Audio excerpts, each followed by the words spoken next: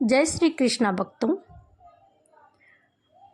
निर्जला एकादशी, जो मनुष्य साल की 24 एकादशी रखने में सक्षम नहीं है तो वह केवल निर्जला एकादशी का व्रत रख ले।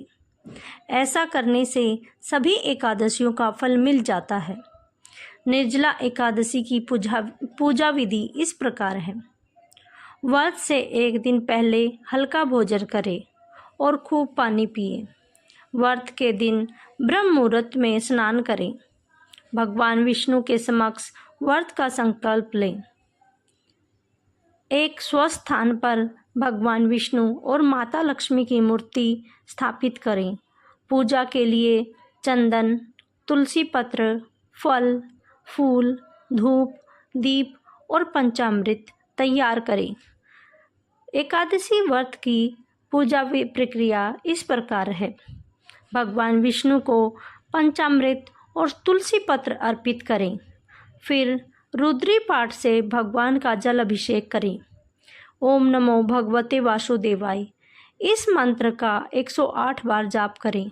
फिर भगवान विष्णु और माता लक्ष्मी की पूजा करें और उन्हें पीले पुष्प अर्पित करें। निर्जला एकादशी की कथा पढ़ें या सुनें।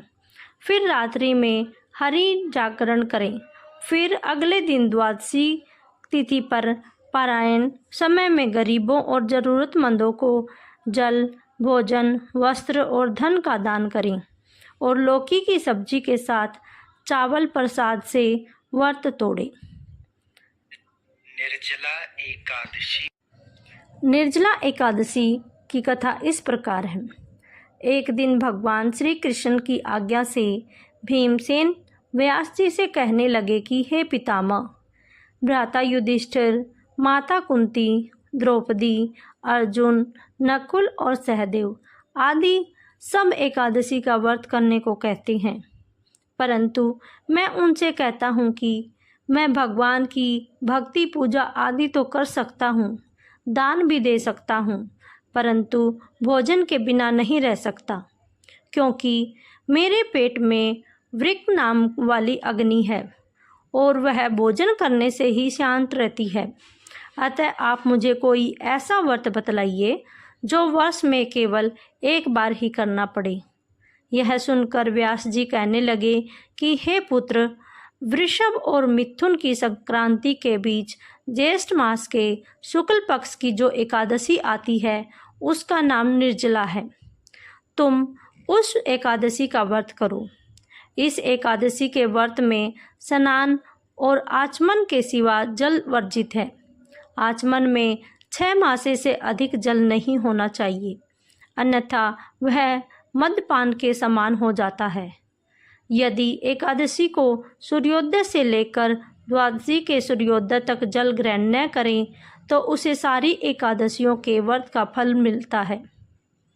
द्वादशी को सूर्योदय से पहले उठकर स्नान आदि करके ब्राह्मणों को दान आदि देना चाहिए। इसके पश्चात भूखे और सत्पात्रों को भोजन कराकर फिर भोजन कर लेना चाहिए। इसका फल पूरे वर्ष की संपूर्ण एकादशियों के बराबर होता है। व्यास जी कहने लगे कि हे भीमसेन, यह मुझको स्वयं भगवान ने बताया है। इस एकादशी का पुण्य समस्त तीर्थों और दानों से अधिक है। केवल एक दिन मनुष्य निर्जल रहने से पापों से मुक्त हो जाता है। इस प्रकार व्यास जी की आज्ञा अनुसार भीमसेन ने इस व्रत को किया। इसलिए इस एकादशी को भीमसेनी या पांडव एकादशी भी कहते हैं। बोलो एकादशी माता की जय। बोलो श्री कृष्ण भगवान की जय।